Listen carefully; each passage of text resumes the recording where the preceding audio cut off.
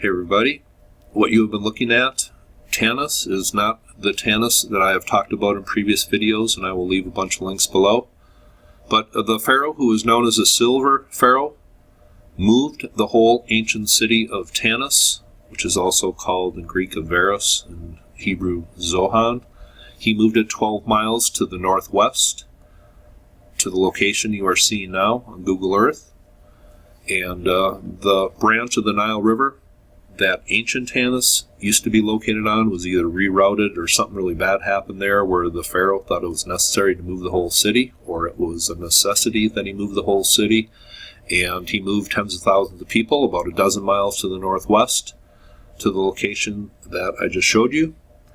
And I was watching Raiders of the Lost Ark about a month ago, and I really liked that movie as a kid, and I appreciate it more as an adult now, just because they used Tanis as the site to dig for the Ark of the Covenant, or to look for the Ark of the Covenant. And there was a real archaeologist that was working in Tanis at the dawn of World War II, and his name was Pierre Montet, and he made a discovery there that would rival that of Howard Carter made a couple decades before. But Raiders of the Lost Ark, when I was watching that, I hadn't watched it for a long time, I realized how well that they used fable and legend and myth combined with some real history.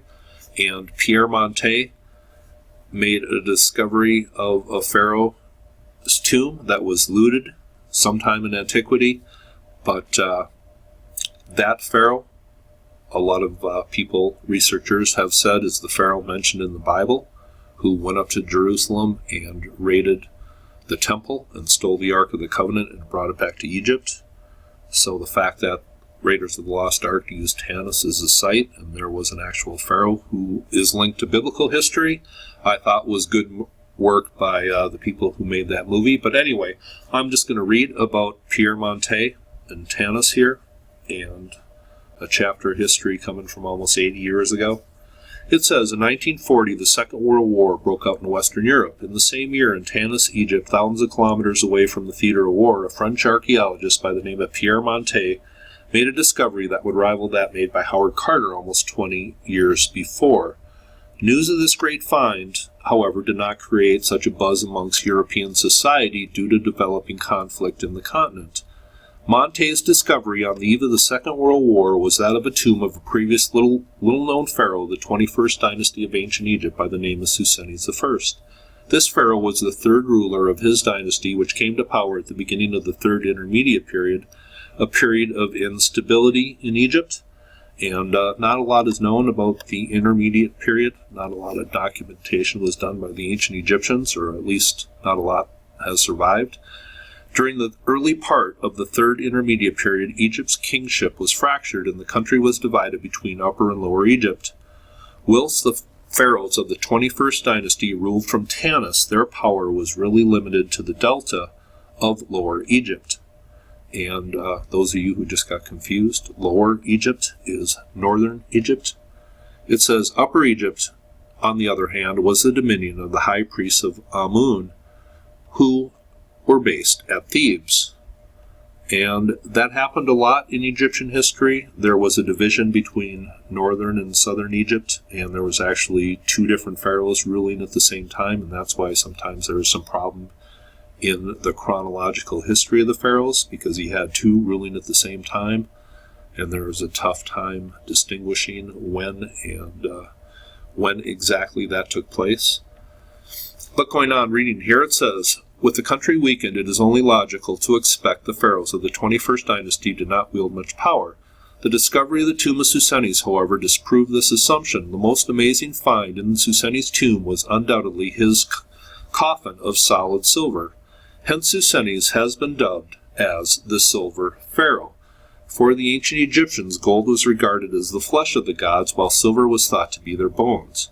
Unlike gold, however, silver was not readily available in Egypt and had to be imported from abroad, perhaps from Western Asia and the Mediterranean.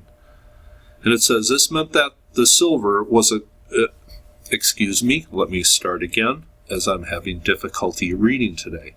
It says, this meant that silver was a commodity of even greater value than gold. Thus Susenni's silver coffin reflected the wealth that he commanded.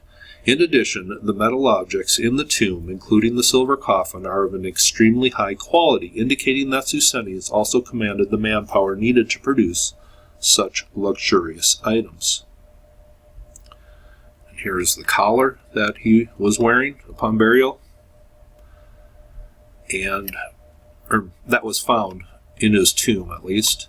It says, the mummy of Susenni's itself has not survived the ages, and instead of an intact body, Monet only found a pile of bones, black dust, and various funerary items, including a gold mummy board and a spectacular solid gold mask, which would have covered the pharaoh's face.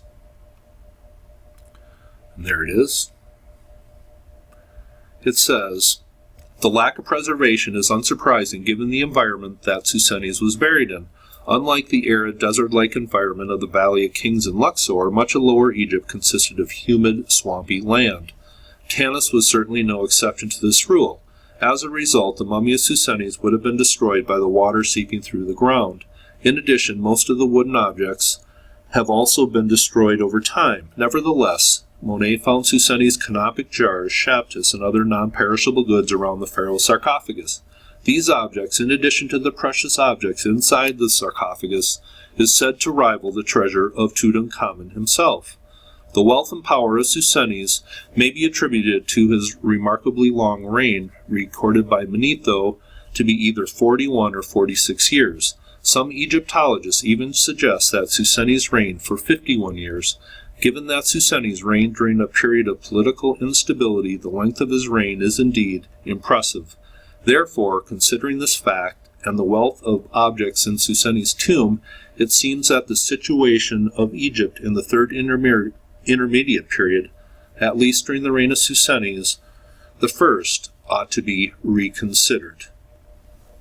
And that is a little story of Susenni's and Pierre Montet, who was undoubtedly looking over his shoulder after completing years of digging at Tanis. He finally came up with a remarkable find of the Silver Pharaoh. And just to show you what his coffin looked like, I will leave this link below, but here is the silver coffin of Susenni's and what it looked like. And I hope you thought this was interesting. Oop, go back to that picture here. But I hope you thought this was interesting, and I'm going to take you out just with the rest of a look at Tanis and a back out on Google Earth. Hope you thought this was interesting. You have a nice day.